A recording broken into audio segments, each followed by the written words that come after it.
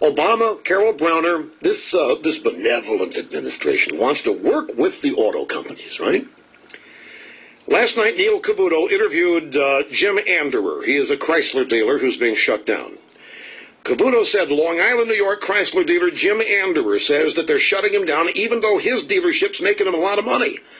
They shouldn't be shutting you down, Jim. What did they say in their letter to you? They won't give us a solid explanation. They come up with all these reasons, but none of them seem to make sense. What were the reasons? Well, they'll say they want to combine all the stores, or they say that the dealers cost the manufacturer money to keep in business. And all of these might be true in some cases. But in the dealers that they cut, there seems to be no cohesive way that they did it. There was no process that you could put your finger on and say, hey, we cut 25% of the lowest performing dealers. They didn't do that, okay? Nobody will give us a real clear explanation or formula that they came up with. Now, why do you think that might be? I mean, I could only hazard a guess here. Do you think that the Obama administration, working with Chrysler, working with the automobile manufacturers, working with the dealers, do you think they're just randomly taking a look at a list? We don't need this one in Long Island, chop it. We don't need that one in Portland, chop it. We don't need that one in San Antonio, chop it.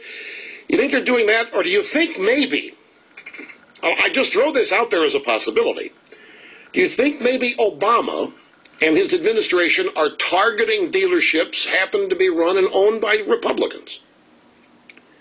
I don't know this. I'm being led to speculate because Mr. Anderer says he doesn't know why his high-performing dealership was shut down. And he can't find a formula.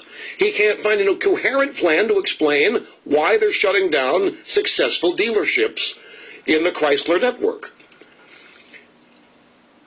Well, you joke about it being about penalizing success, but what the hell? That would be the theme of this administration. We're going to penalize success. By the way, coming up later in the program, the details of this. How many of you are paying your home mortgage on time and have learned that you are also going to be subsidizing people who shouldn't have gotten a mortgage in the first place? All right? Snurdly raises his hand. How many of you pay your credit card bills on time? How many of you pay them off every 30 days? Guess what? You're going to be penalized. People who pay off their credit cards in 30 days, there's a series of things that are going to happen to you. You know, you get a lot of perks and a lot of points and frequent flyer miles and maybe cashback privileges and so forth. All that, or a lot of that, is going to be eliminated. In addition, they're going to start charging you interest from the day you make the purchase rather than 25 or 30 days after you make the purchase. You know why this is being done? I just said that even for those of you who pay off your credit cards in 30 days to escape any interest or finance charges, some of these companies are going to start charging, I don't know the names of which ones yet, but some of these finance companies and banks that run credit cards are going to start charging interest on your purchase from the day you make the purchase, not give you a 3-week or 4-week grace period before they start the finance charges. Now, do you know why they're doing this? They're doing this to help you subsidize the people that don't pay, the people that run late, the people that don't pay their bills on time. And it's going to lower their interest rates. Now, you think that we joke when we say this is an attack on achievers? That this administration is targeting the achievers? You pay your mortgage on time, you're going to subsidize those who shouldn't have been given one in the first place. You pay your credit cards off on time, even if you pay them off on time with the minimum payment, you're still going to have additional payments attached so that the people who are delinquent have an easier time of it. This is a theme of this administration. This is just another way of redistributing wealth. And this is a way that is hidden, and I doubt that too many people are going to find out about it until the practice is implemented and you start getting your bills. We have some more sound bites here with Jim Anderer, the Chrysler dealer out on Long Island. Cavuto said, well, look, you think they have it out for you personally, Jim, if you can't figure out why they're shutting you down? No, but I think there is a lot of favorite dealers. There's some collusion. Do you know unequivocally of dealers who are pathetic, who are not getting it done, who've been saved? Yes. Can you name them? Yes, I don't want to do that because, a lot of these guys are friends of mine. But, the numbers are there. The numbers reveal that. Okay, right on Long Island, there's some guys who really shouldn't be there. But I'm not going to reveal their names. So Cavuto says, okay, so this doesn't work for you, right? You're done. This is insanity. The government is stealing my business. Well, I cannot accept that as a patriotic American.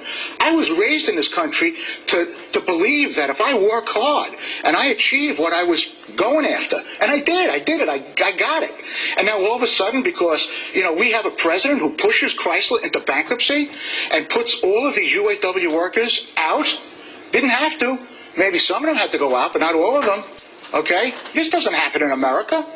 This is still America, I think. I mean, this is not Stalinist Russia. This is not Nazi Germany, where the troopers say you're out and their buddies are in. That's what I'm faced with.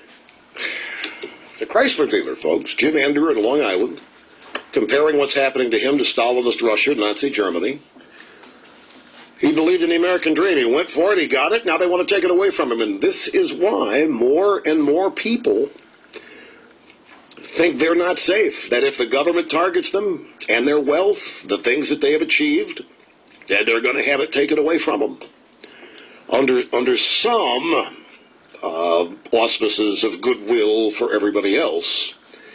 Now, this is one segment here, but this is the Chrysler dealers. And I know of a dealer out in Portland that the same thing has happened to him. A leading dealer, they're being shut down, and they're being left to eat the inventory that they have on their lot. Furthermore, the dealer in Portland was told some months ago, please take additional inventory from the factory. You're going to be okay. We'll back you up. They did it, and they're saddled now with inventory that they're not going to be able to sell. It's going to wipe them out financially. All brought to you by the Obama administration. We'll be back. Much more straight ahead. Stay with us. Rush Limbaugh, simply brilliant on the EIB network.